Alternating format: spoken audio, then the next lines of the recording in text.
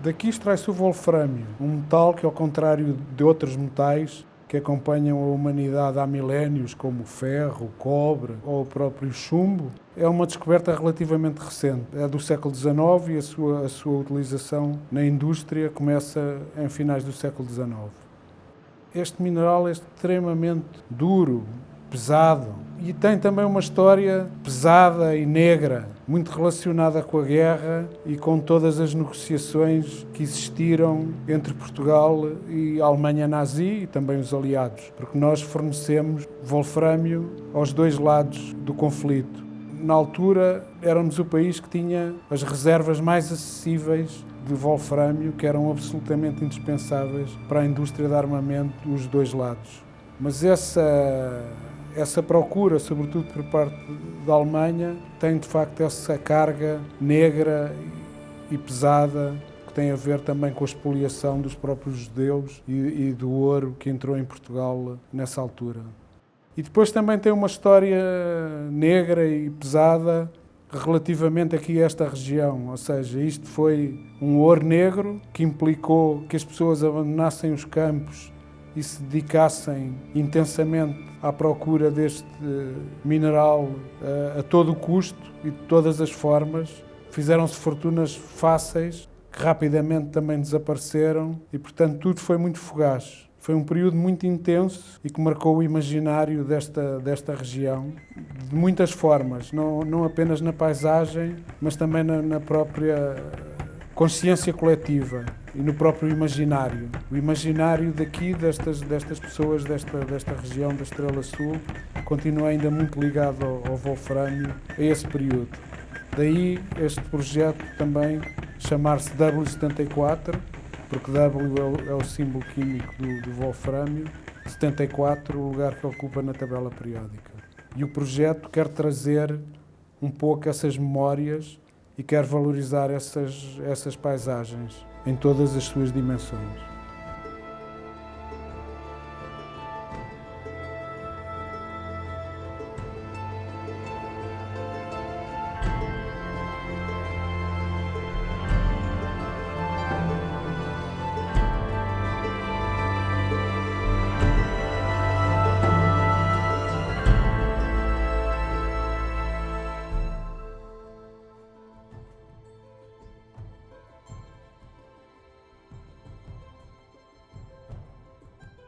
O território da Aderes é muito variado. Existe um gradiente de altitude que vai desde o alto da Serra da Estrela até aos andares basais aqui do Pinhal Interior e alguns já com características da própria Cova da Beira. Esse gradiente de altitude junta-se também uma diferença geológica. Há zonas graníticas, há zonas de xisto, portanto os solos são muito diferentes. As formações vegetais são diferentes, os usos agrícolas e agropastoris também são diversos de umas zonas para as outras. O que é interessante é que tudo isto se passa num raio de poucos quilómetros, porque o território da Aderes abrange umas quantas freguesias dos concelhos do Fundão e da Covilhã.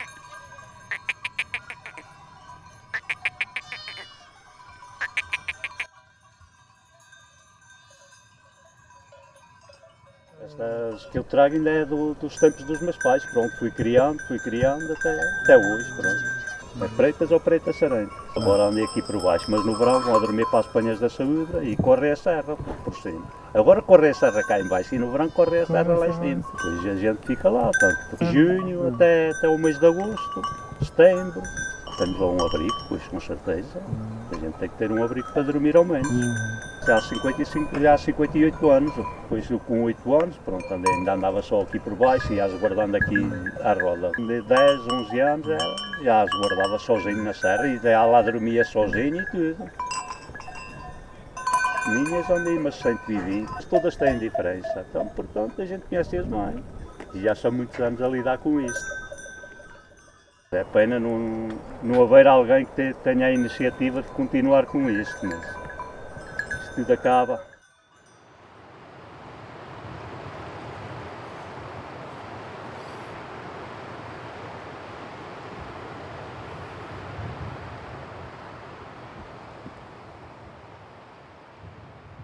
Da Estrela e da Gardunha descem muitos ribeiros e ribeiras que vão alimentar o Zézere. Ao longo das margens, essa água é aproveitada de muitas formas, para a rega dos lameiros, para a cultura dos milhos, para mover os moinhos, para mover os lagares, também para as fábricas de lanifícios, também eram energia para isso. Mas há um outro recurso que esta água e estes cursos de água dão, que são estas pedras, os conhos. Estas pedras que resultam da erosão de milhares ou milhões de anos sobre elas, que vêm rolando serra abaixo. Este é um granito, mas há outros, como quartzitos, que formam estes calhaus rolados muito grandes, que aqui são os chamados conhos.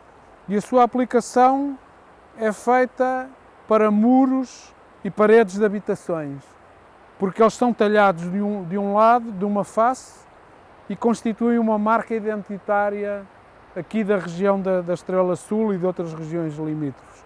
Eles são ligados normalmente por uma argamassa de barro, o que lhes confere um tom avermelhado muito característico.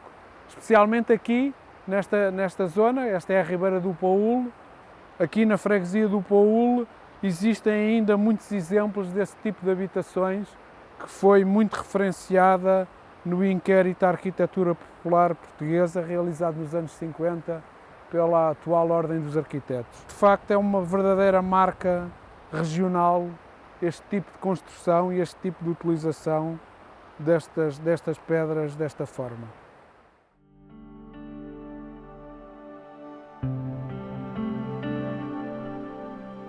Os lameiros aqui, é assim, cultivava-se o milho.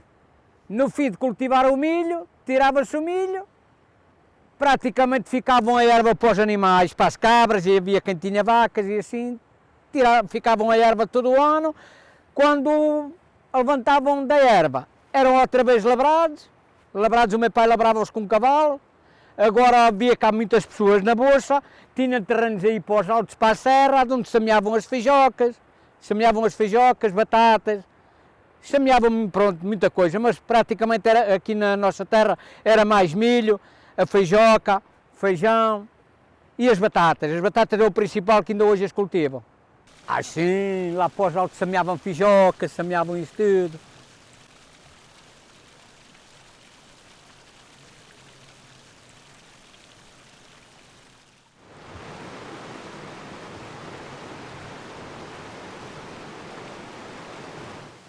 O meu pai, quando as pedras já estavam gastas lá no moinho, vinha à ribeira, escolhia uma pedra que desse o diâmetro, para fazer a pedra que desse o diâmetro que pertence, escolhia, picava, aparelhava toda direitinha como pertencia, aparelhava a pedra, abriam o buraco do meio e depois era transportada para o moinho, toda manual, em cima de uns cepos, em cima de uns pinos ou de uma árvore qualquer, tronco, se punha lá de cima e era arrastada assim.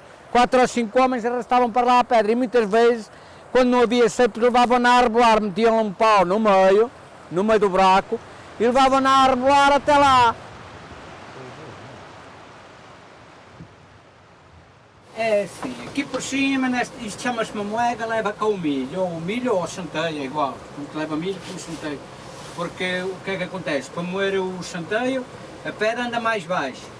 Tem ali um nívelzinho para baixar a pedra, e baixa a pedra e isso é a farinha fina. Para moer o milho, a pedra levanta mais um pouco, porque o milho é mais grosso para entrar de baixo, e moe o milho igual, como moe o centeio. mas também o milho branco é mais para carolo. Nós cá na nossa terra e para fora, como é pai muita vez para o tortezando, o carolo, que é para fazerem as papas de carolo branco. Aqui era a onde o meu pai, já tem este peixe aqui, estas são pedras, mas já tem o peixe certo, ele metia aqui o milho, já era pesado aqui certinho. E quando era a farinha, aqui leva aqui uma estrada aqui de frente, que a farinha caía para aqui até encher isto. Apanhava a farinha para aqui, também com os peixes certos. Tirava-me aqui aos clientes, como hoje ainda tiram noutros lados, a certas coisas, e apanhava os saquinhos da farinha e levava para cima, trazia para baixo. E aqui, isto chama-se a moega, é de onde leva o milho. Ele deixava a trabalhar de noite, deixava a pedra a trabalhar de noite, que isto tem aqui um peixinho dentro, fica no fim da semente, ficava no fim da semente e enchia a moega. Quando a semente faltava, que se acabava aqui dentro, disparava sozinho e parava a pedra sozinho. Parava sozinha, pronto. É a tal coisa que diziam, já o meu pai dizia, que os padres que o ganhavam a cantar, mas o moleiro que o ganhava a dormir. E era assim. E este coisinho aqui, chama-lo tramboleco, que é o que anda aqui de cima da pedra, para abanar aqui isto. Em andamento, a abana está sempre a abanar e a semente a cair aqui para dentro. O milho ou o centeio está sempre a cair ali para dentro e a pedra a botar a farinha para aqui. E é assim.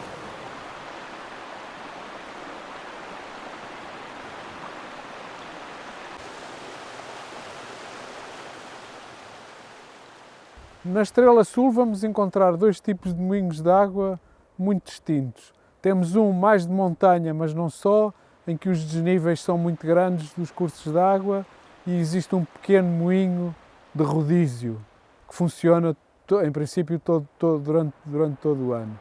E depois vamos encontrar um moinho muito mais raro, muito menos representado, que só aparece aqui no território de Aderes, no leito do Zézere.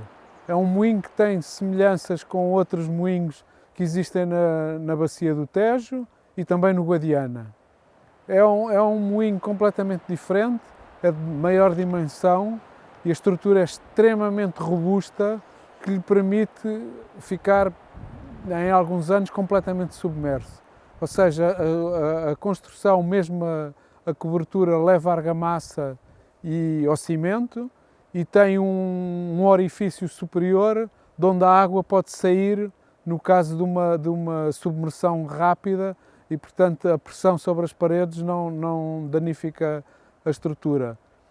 Durante o inverno o moinho era desmontado, toda a parte da madeira era desmontada e, portanto, a estrutura podia ficar submersa. Era um moinho que funcionava só na primavera e no verão, mas normalmente tinha várias mós e, portanto, tinha alguma capacidade produtiva.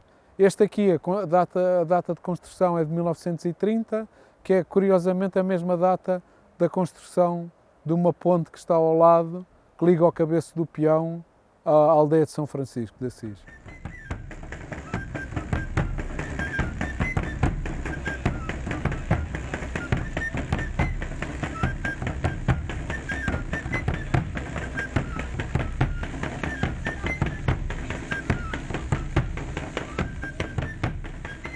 No território de Aderes, quando se fala em rio, é o Zézere. Rio significa Zézere, que tem um curso muito variado aqui. Ele nasce na Serra da Estrela, mas ao entrar no território de Aderes, assume várias características. Tem uma característica calma, até ao barco, peso do rio, vales do rio, cotada. É um rio muito tranquilo. Mas a partir daí começa a contorcer-se em meandros, em grandes curvas, formam uma paisagem magnífica e essa força da água aqui é muito aproveitada para lagares e moinhos de vários tipos. Interessante é que o rio corre muito rápido em algumas dessas áreas e aí é preciso defender as margens. Neste território dos meandros era assegurada por estas estruturas que são verdadeiros monumentos.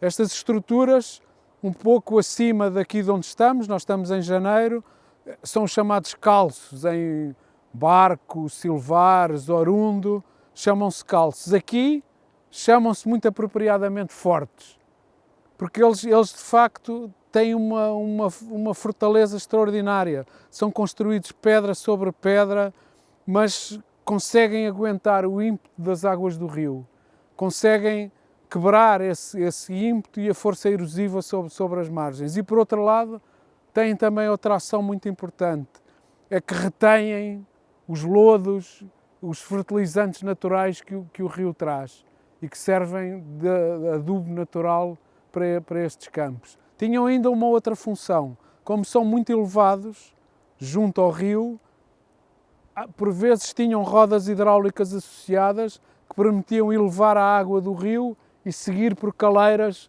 até aos campos, um pouco numas cotas acima. Estas estruturas dão uma imagem da paisagem que é realmente única, porque são grandes muros perpendiculares ao curso do rio. E isso é muito marcado na cartografia ou numa imagem aérea, nós temos essa percepção dessa divisão que muitas vezes também serve de limite das propriedades. Eles são uma marca identificativa, uma marca identitária muito forte do território de Aderes ligado ao Rio Zezer. Os calços, isto é muito antigo, não é? Já tem muitos anos. E então isto era para dividirem os terrenos e para proteger as terras da água, das chuvas, das cheias. Quando rebentavam com as cheias, vinham os pedreiros a compô-los, os pedreiros e traziam as pedras aí das pedreiras que arrancavam por aí e compunham os calços. Agora disto ser feito, quem é que se lembra disso? Até sei lá os anos que isso tem. Centenas ou milhares, sabe-se lá. Aqui é o caldeirão. E era um areal muito grande. Começaram a vir as caminhonetes atrás areias e máquinas e tudo. Olha, antes o rio passava por aqui. O rio, trabalhava o lagar, depois a água fazia muita corrente, que era para tocar a roda, trabalhava o lagar e a água vinha ter aqui este calço e daqui vinha para aqui. Isto aqui estava tudo limpo. Aqui vinham as mulheres, vinham para aqui lavar a roupa, as mulheres aqui desta zona e outras ali para baixo. Como foi o rio, que o povo era grandito naquela altura, que tinha muita gente. Hoje não, hoje tem pouco. Hoje é tudo com máquinas. O calço era mais para dividir as propriedades e proteger os terrenos.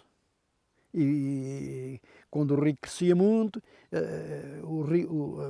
os terrenos ficavam todos inundados de lama, esse lodo. Isso é que era uma riqueza para as terras, como é que era um adubo. Matava a bicharada, as águas e tudo. Agora não, agora o rio não dá cheias, não dá nada, não sei. Isto aqui é largo, mas ainda há mais largos. Passavam pelos animais, os bois com as pedras de rastros e passavam por cima assim. Faziam umas zorras de madeira, de pinho e uns pinheiros e punham as pedras em cima e eles levavam tudo de rastro para a ponta dos calços. E os calços, esses calços também serviam para passar a água para regar, porque a água para regar os milhos, havia umas rodas muito grandes que as pessoas tiravam água, quer dizer, é preciso duas pessoas, uma pessoa era pouca, duas pessoas em cima da roda para tocar a roda com púcaros de barro, e sempre estar num tabuleiro e numa cal, que vinha a água para cima dos calços, havia umas levadas que ia deitar água lá em cima, ao cimo do lodeiro. Era assim que regavam naquele tempo. Não havia motores, agora, né? Agora é uma beleza. E naquele tempo, isto era uma beleza, era um mimo. Os loldeiros todos cheios todos com milho, as pessoas a regar, toda a gente trabalhava e vinham muito cedo para a roda a tirar água, para regar os loldeiros. Era uma alegria naquele tempo. Cantavam acima da roda, é verdade. Olha, agora é diferente. Isto é a guirlita. A gente é armada num corrente, sempre com a boca para cima. Põe-a no corrente e põe uma parede de cada lado e ao fim mete-la uma pedra de cima, que é para o peixe. não sair. Isto é a berga da salgueira, mas a berga de salgueira tem que ser cortada, por exemplo, este ano, a salgueira, e quando arrebenta, daí a 2 anos é que a berga é boa, porque se for destas velhas eu presto partir todas, e são torcidas. A berga é toda torcida, que é para não arrebentar, está a compreender? Isto é tudo feito com a berga e é tudo torcido também, o material. Um covão. A gente traz um bocado de broa ou oração e esfrega aqui em toda a volta. Que é para o peixe, quando vier, pintar para dentro e já afinal não sai também. E ao fim a gente agarra no covão, com uma braça, que ele tem aqui, está enrolada. Agarra na braça e atira assim para a água. O covão fica assim. As pedras fazem coisa. E este tem a posição, não interessa estar para baixo ou coisa. Desde que esteja de lado, já é bom. O covão, pá, vamos a coisa que fica assim, fica no couro, o peixe entra para dentro já não sai. Já não sai. E ao fim tem aqui uma rolha que se tira, que é para tirar o peixe por baixo. Ao fim do levantar, levantam e tira o peixe, tira a rolha e o peixe sai. Onde é fundo é quando o rio vai ludre. Se for claro já não dá. Ludre quando é no inverno, na parte do inverno quando é à primavera, se for claro já não, o peixe já não entra para dentro. Bem a claridade já não entra. Só que o rio ludre. O bordal, a boga e também às vezes umas percasitas também entram. E às vezes também vão os lagostinhos que vão comer os outros. Quando rasta dentro. Havia enguias e heróis que deixei a apanhar, mas ao fim acabou por correr das barragens, eles vinham do mar. Agora já não correm, porque era barrocos, até nos barrocos havia. Agora já às vezes um ascãozinho também, truta também já se vê aí. A perca deve haver uns 7 ou 8 anos que há, porque cá não havia perca. Agora há aí muita perca também. A gente coloca na mão esquerda a argola e faz assim. Assim começa a dobrar as lançadazinhas e chega aqui onde está a rede. Aqui tem que abrir a rede para o meio até chegar aqui a um ponto que a rede destroça por ela. Torna a vir aqui com o dedo acima, no meio, e torna, ao fim leva até ao fundo. E aqui faz a cruz, que esta é que faz abrir a rede. Ao fim, mete uma na boca e faz umas tantas malhas para cá e ao fim é que lança.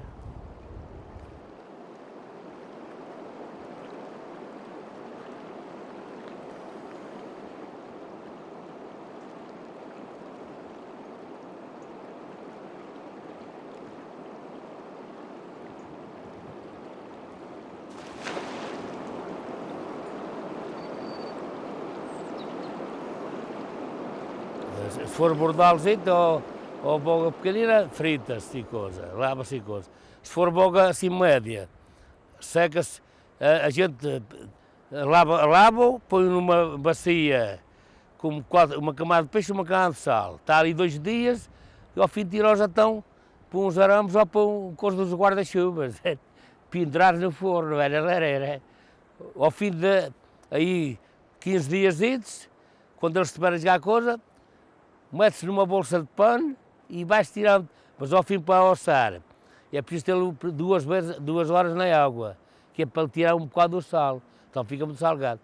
Ao fim é ou numas brasas ou num bico do fogão, com uma grelhazita, só coisa, um bocado de cima, aquilo sai a febre inteirinha. A espinha fica coisa, sai a febre toda inteirinha, de um lado e do outro.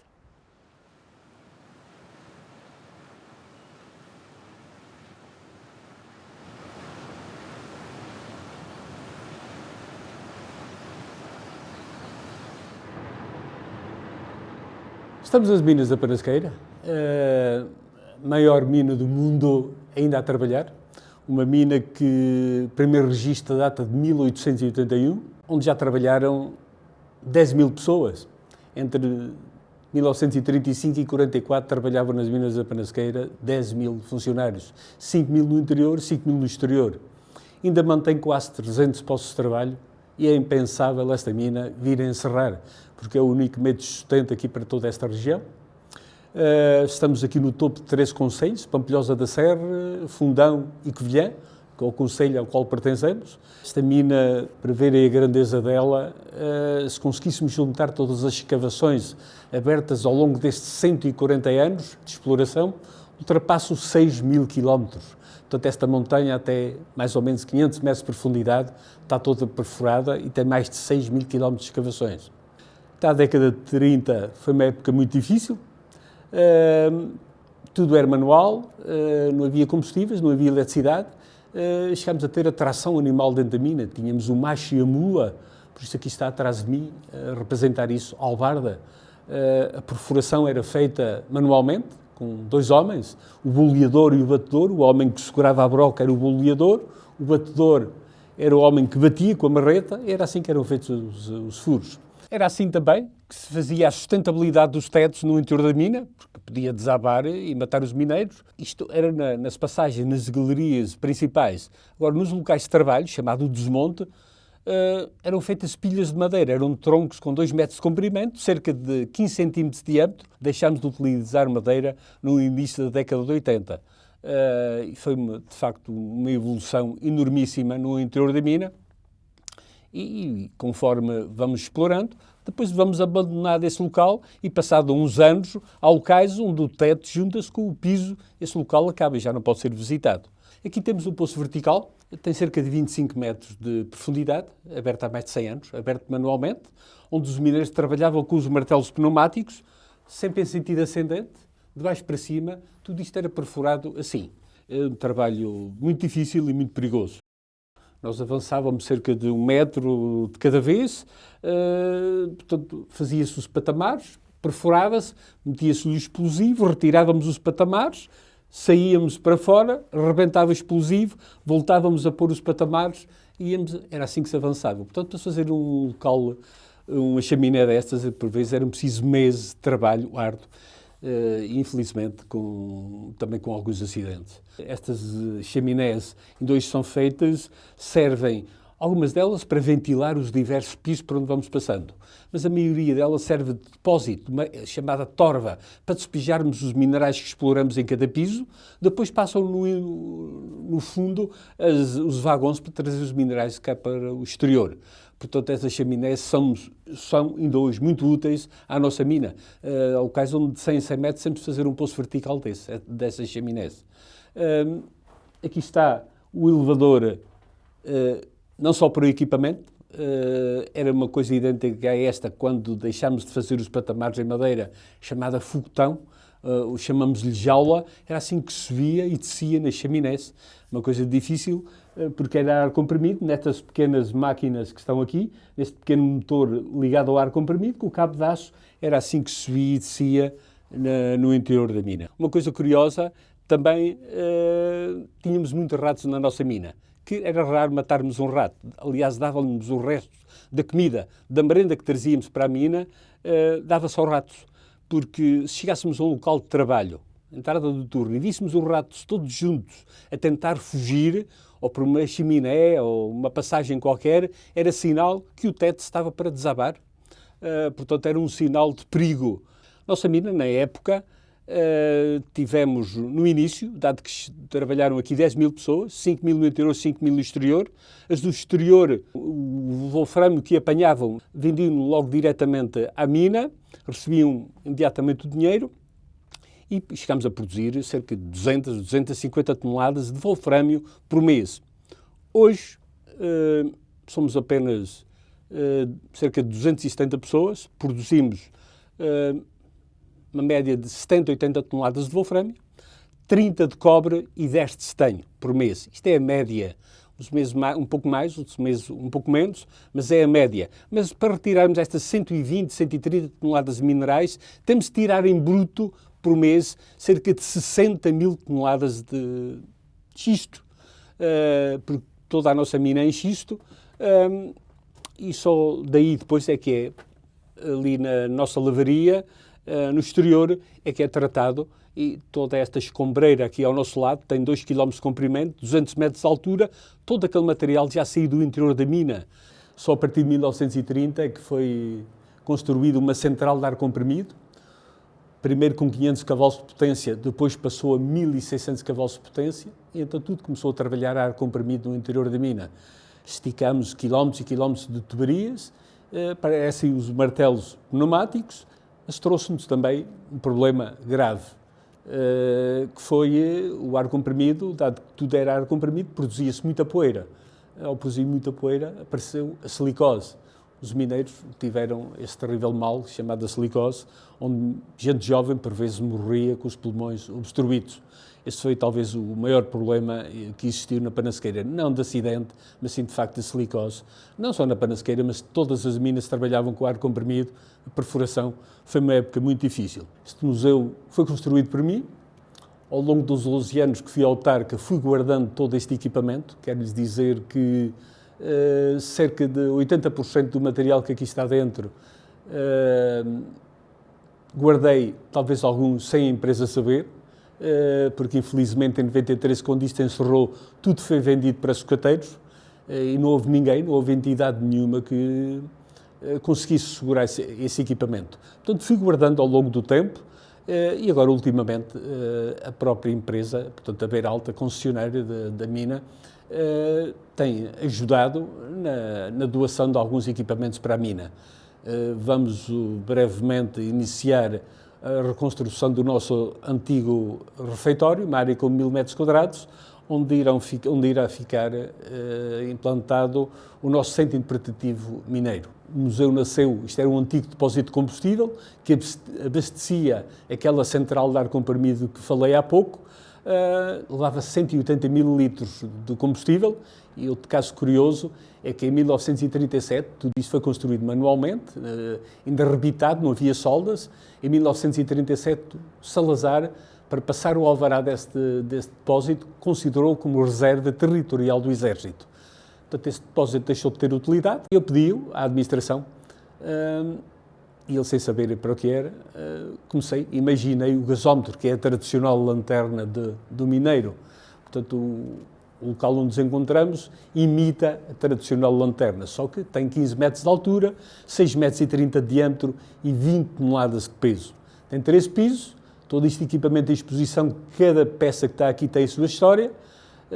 As visitas, têm entrado aqui milhares e milhares de pessoas nestes 12 anos de existência deste museu. Muito me orgulha ter construído este museu, de raiz. Fui o pedreiro, o soldador, o carpinteiro, o eletricista, e tenho sido responsável até agora por tudo isto. Muito me orgulha ainda pertencer à mina e por toda a gente que vem aqui gostar do nosso museu. Diz que é uma peça única, eu fico contente com isso. Esta galeria, como lhes disse, foi aberta há mais de 100 anos, é uma mina centenária, aberta manualmente, é do tempo do salto e pilha. Já toda a gente ouviu falar no salto e pilha, que eram pessoas que, além de se roubarem umas às outras o wolframio que iam explorando, que depois vendiam diretamente à mina, foi assim que daí nasceu o nome do salto e pilha. Portanto, esta galeria é desse tempo.